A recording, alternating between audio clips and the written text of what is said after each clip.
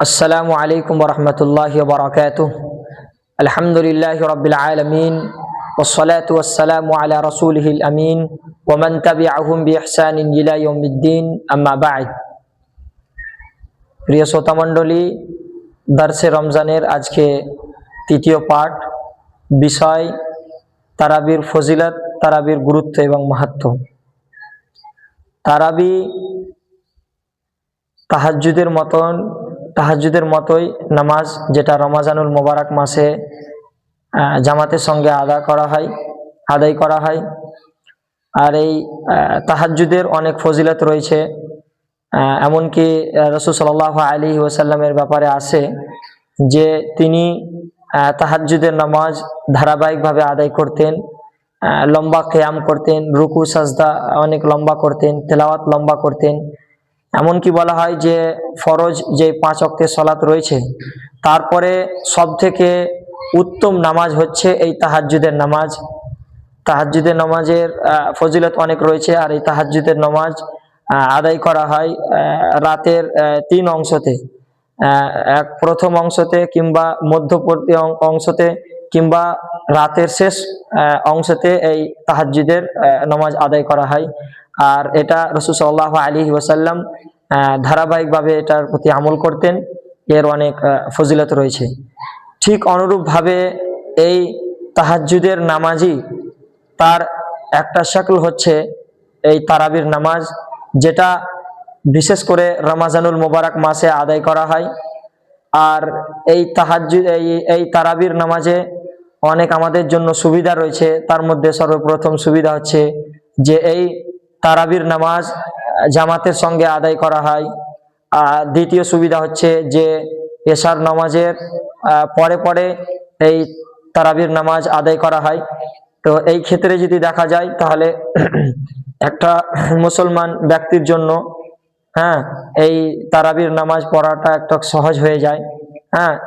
আর অনুরূপভাবে যদি দেখা যায় তাহাজ্জুদের নামাজ, তো তাহাজ্জুদের নামাজ প্রত্যেকটা মানুষের জন্য সহজ নয় সেটা আদায় করা, কেননা সেটা রাতে উঠে আবার কিয়াম করা প্রত্যেকটা মানুষের জন্য সম্ভব নয়।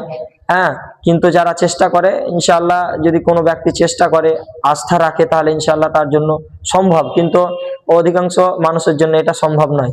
তাই এই রমজানুল মোবারক মাসে তারাবি পড়া অনেক সহজ রয়েছে ওই তাহাজ্জুদের ক্ষেত্রে। তো এই রমজানুল মোবারক মাসের যে তারাবির অনেক ফজিলত রয়েছে।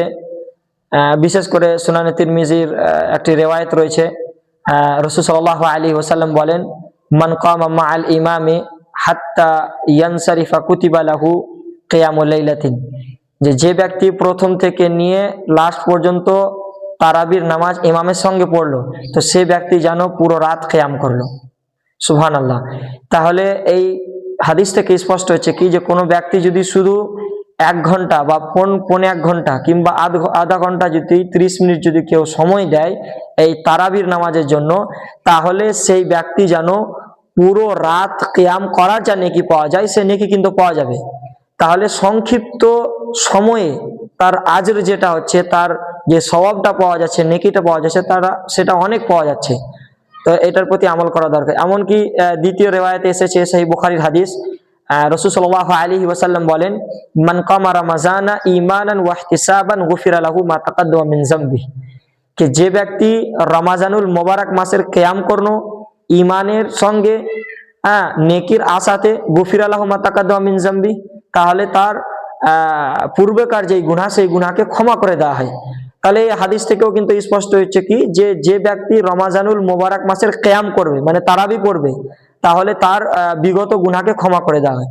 তাহলে এই ধরনের যে সুযোগগুলো, এইগুলো আমাদের সকলকে কামে লাগানো দরকার। প্রত্যেকটা মুসলমানকে চেষ্টা করা দরকার, মুসলমান ব্যক্তিকে চেষ্টা করা দরকার যে এই রমজানুল মোবারক মাসের যে তারাবিগুলো আছে, সেই তারাবিকে ভালো করে মনোযোগ সহকারে যেন আদায় করে, কেননা এই ধরনের সুযোগ প্রত্যেক সময়তে পাওয়া যায় না। ফর এক্সাম্পল, আপনি মেনে নেন কোনো ব্যক্তিকে যদি, কোনো শ্রমিককে যদি এটা বলা হয় যে 1 ঘন্টা তুমি কাম করো, তোমাকে 8 ঘন্টা কামের পয়সা দেওয়া হবে, কিন্তু সেই শ্রমিকটা কখনোই সেটা ছাড়বে না। তো অনুরূপভাবে এটা আল্লাহর পক্ষ থেকে একটা বিশাল বড় একটা অফার।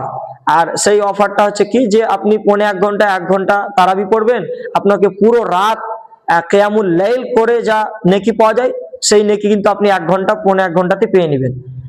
শেষে আল্লাহ রাব্বুল আলামিনের কাছে দোয়া করি, আল্লাহ রাব্বুল আলামিন তুমি আমাদের সকলকে মনোযোগ সহকারে ধারাবাহিকভাবে এই তারাবির সালাত জামাতের সঙ্গে আদায় করা তৌফিক দান করো, আমিন। আসসালামু আলাইকুম ওয়া রাহমাতুল্লাহি ওয়া বারাকাতুহু।